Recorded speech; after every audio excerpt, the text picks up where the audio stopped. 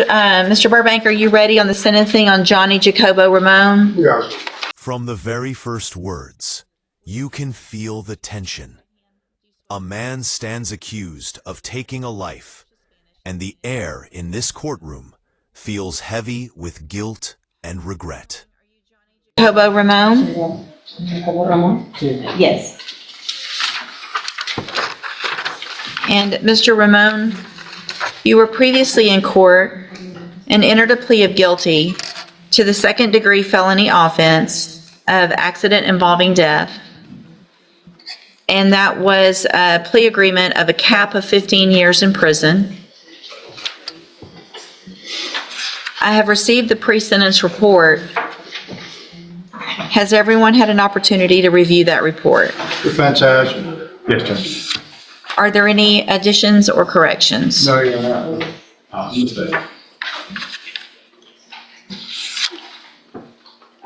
Mr. Burbank, you may proceed.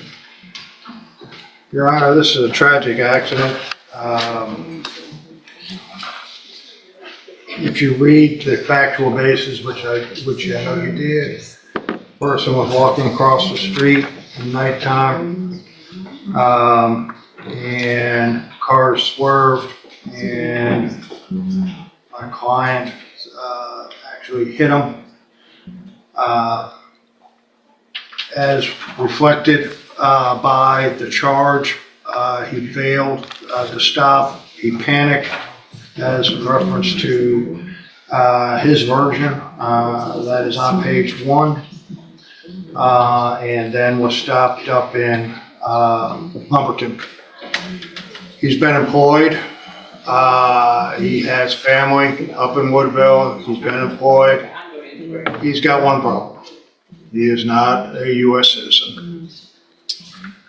I would be arguing for probation in this case, but it is my understanding that there is a hold on him by immigration, and that he probably will not, if he got probation, he wouldn't be released. He has 2 prior DWIs from Tyler County that were taken care of. At the same time, what you receive, basically time served, 90 days jail. The intoxication charge that I believe is from Hardin County was when he was arrested, and that's been dismissed or rejected by the, and probably because we're down here, they probably did it. Your Honor, I asked for not. There's a death involved, and I would love to have the minimum in reference to penitentiary time, but I'm asking for mid. I think that 15 is probably too harsh, and that's my opinion, especially in light of the facts and circumstances of this, in which the person was walking across the street at the time and being blocked by other vehicles, and other vehicles had to get out of the way, but he was definitely wrong in not stopping, and he was intoxicated.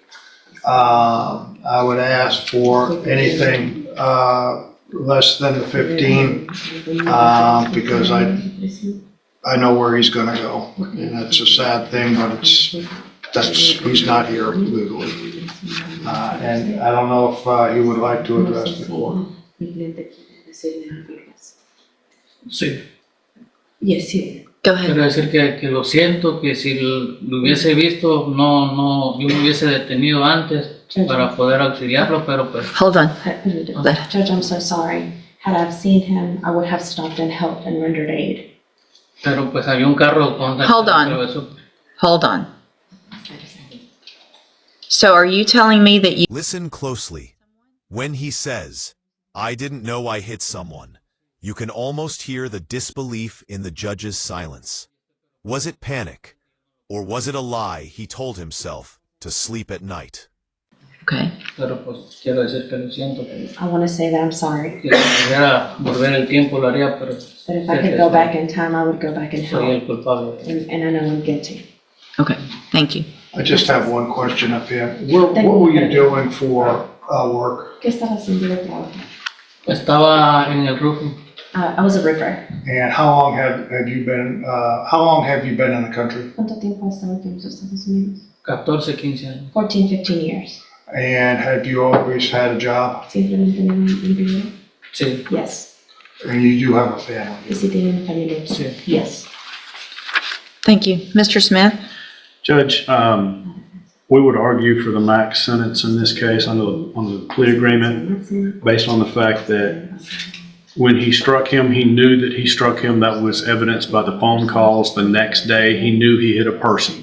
When he was stopped in Koontz, which is a long way from the accident scene, he told the police when they noticed the damage on his vehicle that he had struck a deer.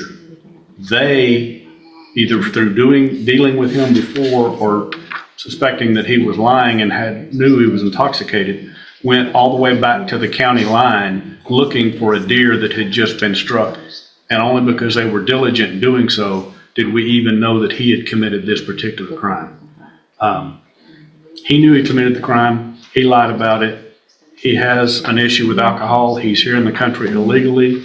I would direct your attention to the jail report in this case and how he's acting, showing disrespect for staff as well as masturbating in open bunk.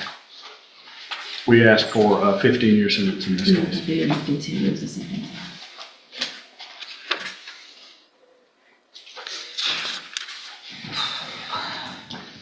Mr. Jacobo Raone, obviously the facts of the case are terrible. The fact that you didn't stop. The fact that you were intoxicated. And in addition, and I'm not even sure that when you were in our jail for some amount of time, there was a requirement that I release you because of the amount of time that had gone from the time of the offense while you were sitting in custody. I did that, and then you didn't show up.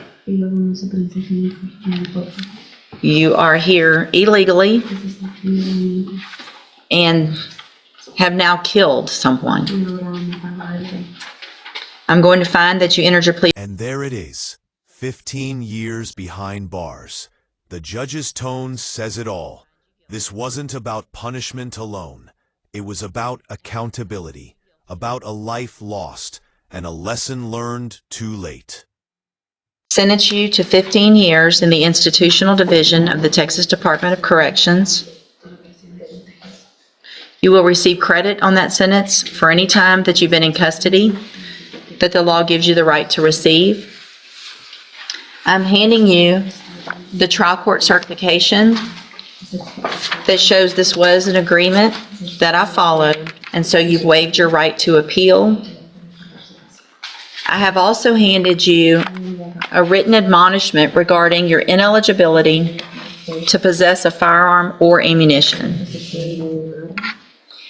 It is in Spanish. I advise you to read that. If you are ever back in Texas legally, you will not be able to possess a firearm or ammunition. That could lead to more charges against you. All right, thank you. You can go.